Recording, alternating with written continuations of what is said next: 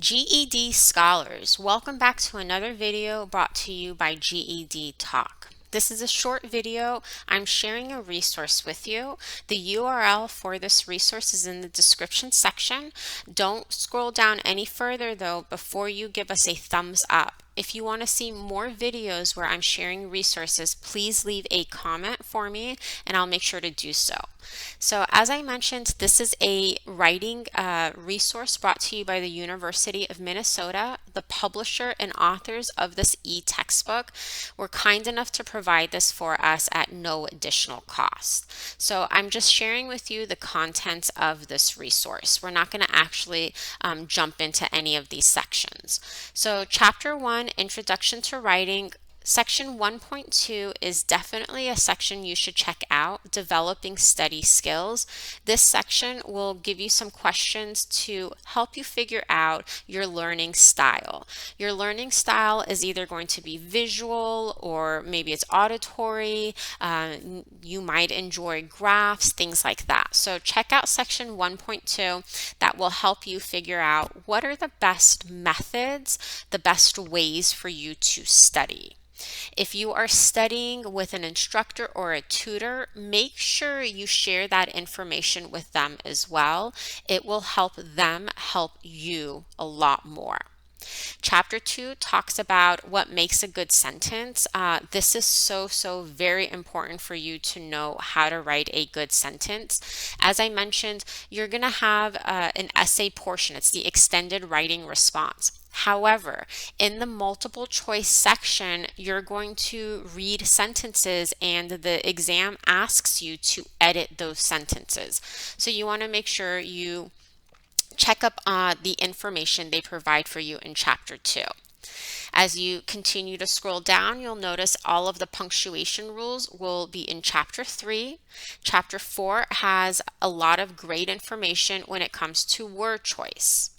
Currently on the RLA exam, the two topics when it comes to the questions that students miss the most are the questions that have to do with the apostrophe and questions that have to do with homonyms or commonly confused words.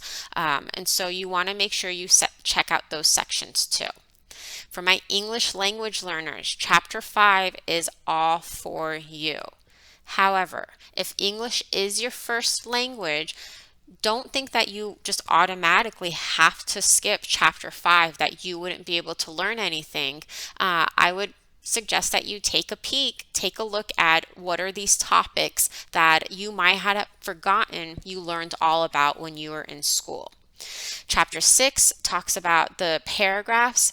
For your extended writing response, you're going to need to write at least 4 to 7 paragraphs. So you want to make sure you can write a complete sentence, string those sentences together to create a paragraph, and that your paragraph also flows smoothly into the next paragraph too.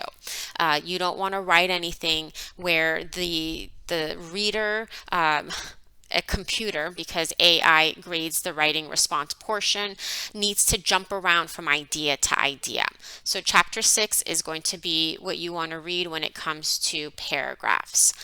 Chapter 7 talks about refining your writing. If you're thinking, well, for the extended writing response, they only give me 45 minutes to write. I won't have time to edit. You need to save at least 4 to 5 minutes of that time to make sure you edit. Double check, are you writing a sentence correctly? Do you have punctuation where it needs to be? Are your words spelled correctly as well? So just go ahead, check out this website, check out this resource, and if you notice that there are chapters or sections that don't have anything to do with what you're studying for, it's okay to skip that information. But I don't want you to think that just because it doesn't have anything to do with you, that the rest of the information they provide for you in this resource can't be helpful. If you think that none of this information will help you, then that's okay too, but please make sure you save this URL just in case if you wanted to touch up on some of that information that you might have forgotten that you learned when you were in school. Thank you for checking out this video. Once again, this is brought to you by the University of Minnesota. The URL is in the description section. If you enjoyed this video, give me a thumbs up, and then I'll make sure to provide more resources like this for you. Happy studying!